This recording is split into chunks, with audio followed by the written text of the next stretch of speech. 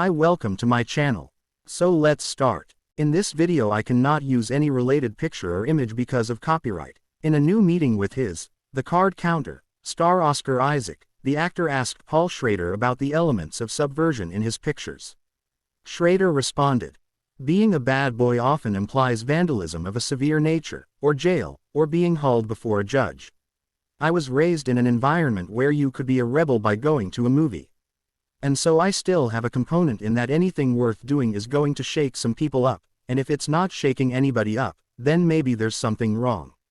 Writing about Paul Schrader's The Card Counter, 2 years back at the Venice Film Festival, I noted that Schrader referred to it as one of his man at a table pictures. A year later, again in Venice, I saw Master Gardener, his new picture, just now seeing US release.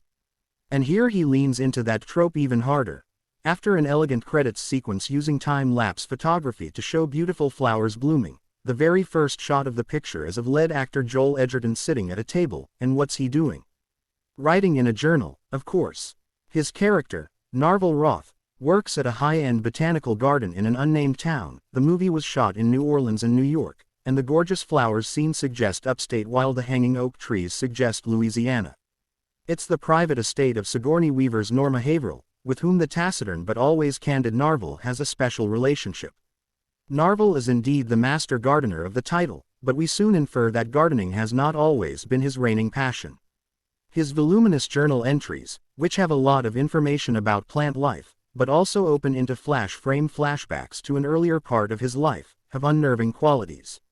He describes a certain sensation as the buzz you get just before pulling the trigger. A viewer may notice that Narvel always wears long-sleeved shirts, even as the weather gets warmer. It's curious. Then, late one evening, in the isolation of his private residence on the estate, he strips to the waist in front of the mirror. During my first viewing of the movie, this was the point in which I wrote in my notebook, "What the F.K. is going on?" And I left it at that, writing from Venice last year, and I'm still going to leave it at that. The mileage other critics give you will definitely vary. The plot has also been discussed in a spate of recent Schrader interviews.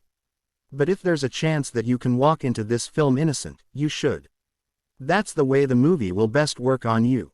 One afternoon after discussing an upcoming charity gala, Miss Haverhill, with great hauteur, announces that he will professionally look after a niece of hers, a young woman named Maya Quintessa Swindell. Maya's having a rough time because of, Norma declares with a smirk, lifestyle issues.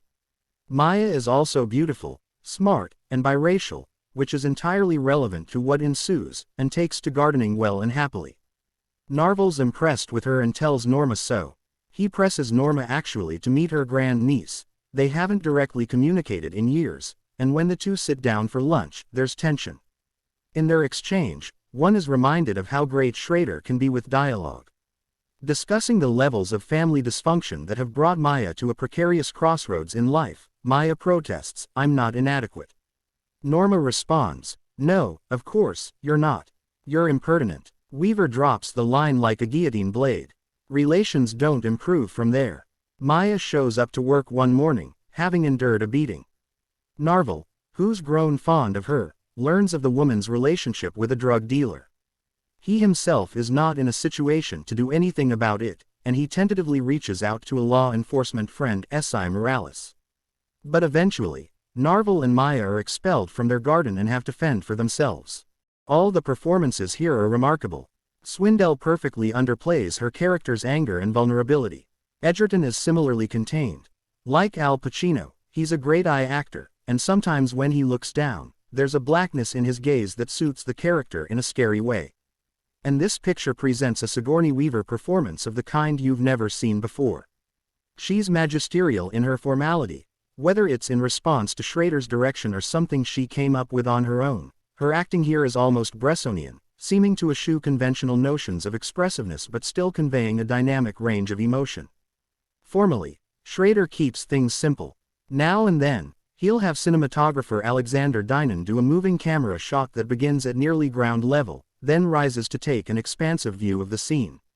There's one particularly startling image of Maya sitting on a motel bed, bathed in light that could be from the headlights of a car outside, but looks more ethereal than that.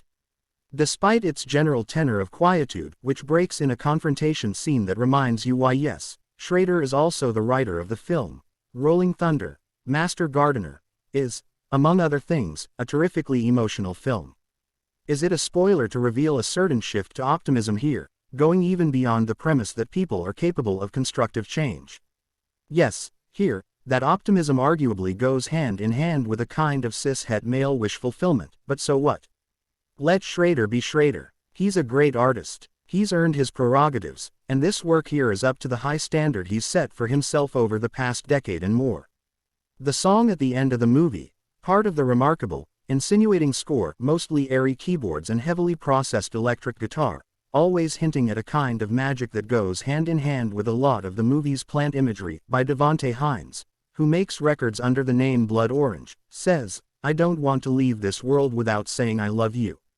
It's possible Schrader came up with this particular scenario because he believes that the only way to portray love credibly and compellingly these days is to depict it in its most utterly improbable form.